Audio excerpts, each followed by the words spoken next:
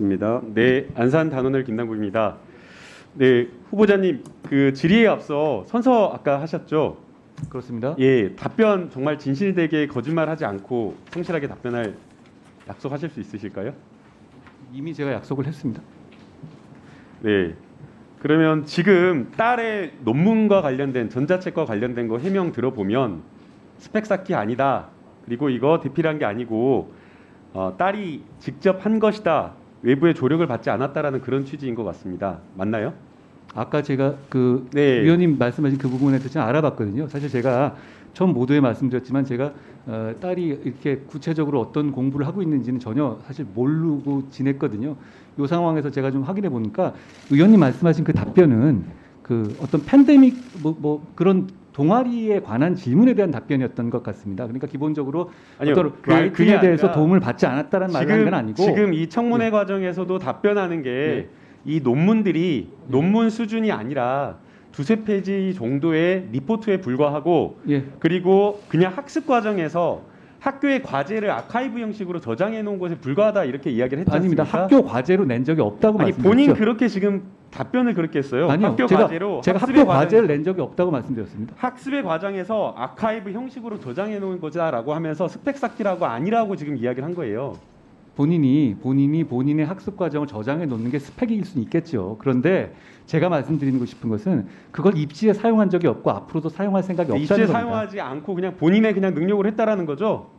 스펙 쌓기가 아니고 그 의미를 정확하게 뭔지 좀 그러니까 말씀해 본인의 주시겠습니까? 능력으로 한 것이 맞나요, 아닌가요? 그것만 어디에 답변해요. 제출한 것도 아니지 않습니까? 아니, 그러니까 본인의 예. 능력을 한 건가요, 아닌가요? 본인이 일부 조력받은 것도 있다고 제가 말씀드렸죠. 다만 말씀드린 것처럼 어떤 뭐 전문 입시 컨설팅을 받거나 그런 사실은 없다고 제가 분명히 말씀드렸죠. 그러면 대학에 입시 안 하면 문제가 없는 거예요, 지금?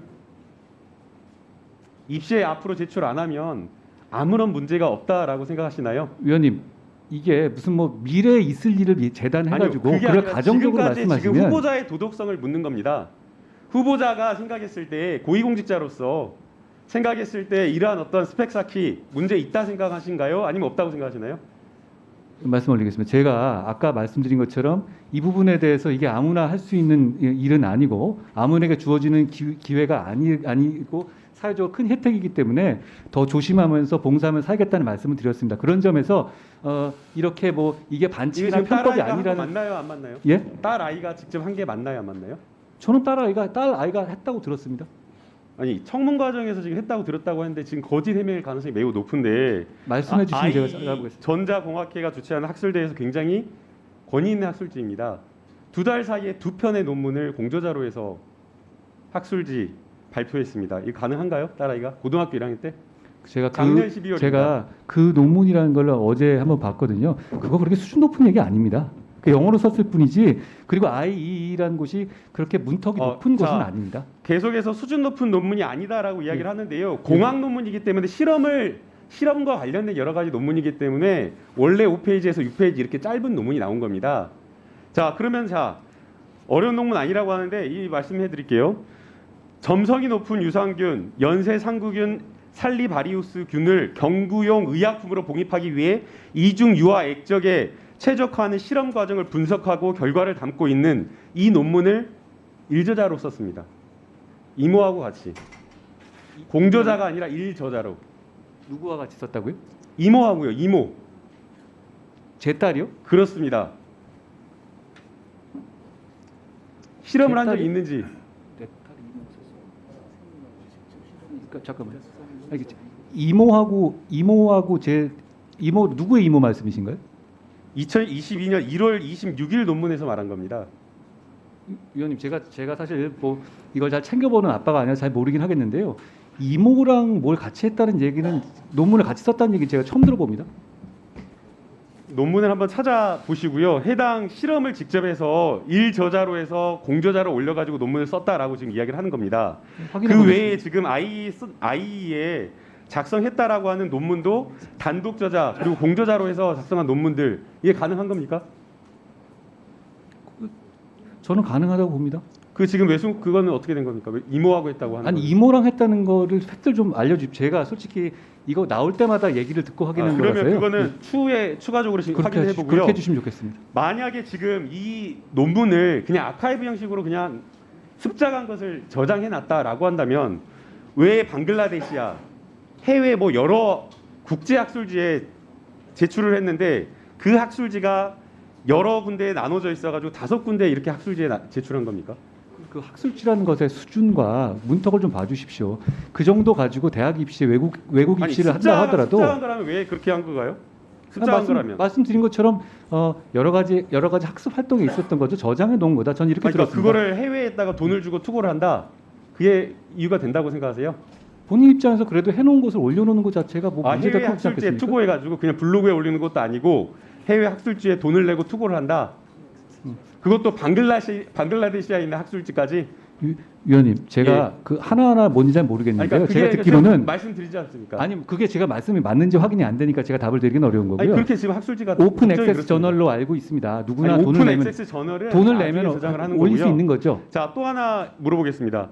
그 지금 봉사활동 지금 장기간 했으니까 뭐 장점인 것처럼 이야기를 하는데 봉사활동을 그렇게 장기간 해야지 그게 스펙으로 인정을 받기 때문에 사실상 그렇게 하는 겁니다.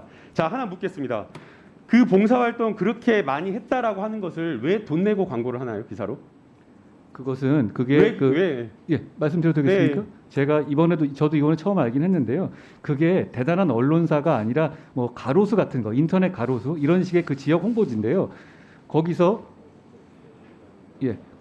그러니까 우리나라에서 봉사활동하고 왜 해외에다가 아닙니다, 광고를 아닙니다. 하냐고요, 인터뷰. 제 딸이 한 봉사활동은 줌으로 영어 가능한 사람들이 취약계층이라든가 1대1로 강의를 하는 겁니다.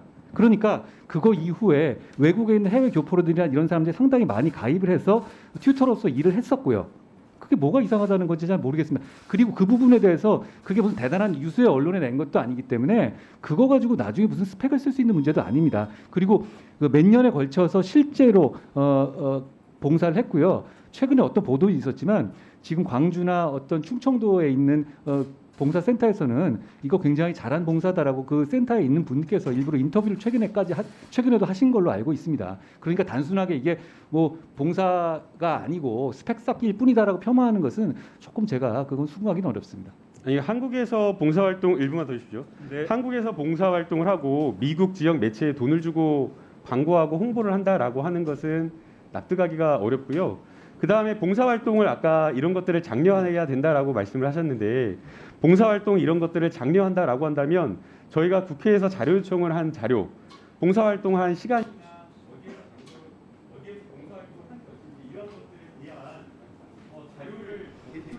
하고 하는데 그런 것들을 왜 제출을 하지 않는 건가요?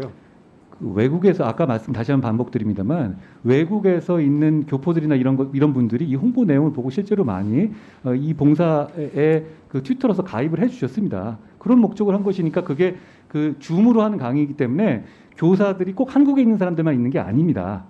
그렇기 때문에 그 부분에 대해서는 뭐 외국에다 왜 냈냐 이런 네, 부분은 제가 마지막으로 한 충분히 가지 더 설명되는 문제 여쭙겠습니다. 같습니다. 네, 그 게리티 원칙에 대해서의 후보자 아신가요? 예? 게리티 원칙에 대해서.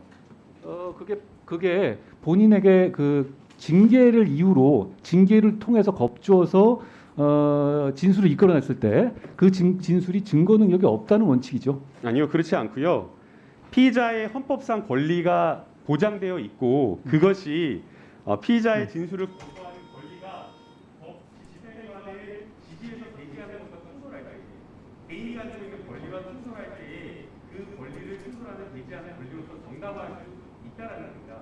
예컨대 지금 한동훈 후보자가 자기의 헌법상 진술을 거부할 권리를 통해서 법 집행을 강행했다라고 한다면 국민이 그 법 집행관에 대한 신뢰를 할 수가 없기 때문에 이것을 이유로 직무에서 배제하는 것을 정당화할 수 있다, 징계할 수 있다라는 것을 정당화할 수 있다라고 하는 것이 게리티 원칙입니다.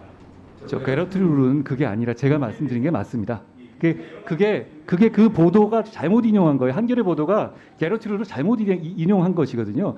게러트룰이 아니 그건 이미 있는 룰이고요. 아니 미국에서 그럼 예를 들어서 징계로 겁줘가지고 증거를 진술을 이끌어내거나 예를 들어서 진술 안 한다고 저 공직자 잘라두든가 아니 그런 룰이 있을 리가 있겠습니까?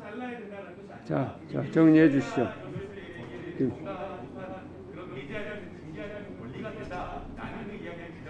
의원님 어차피 이건 논란의 그 영역이 아니고요. 게러트 룰이 어떤 건지는 그냥 평가하시면 될 것 같습니다. 네.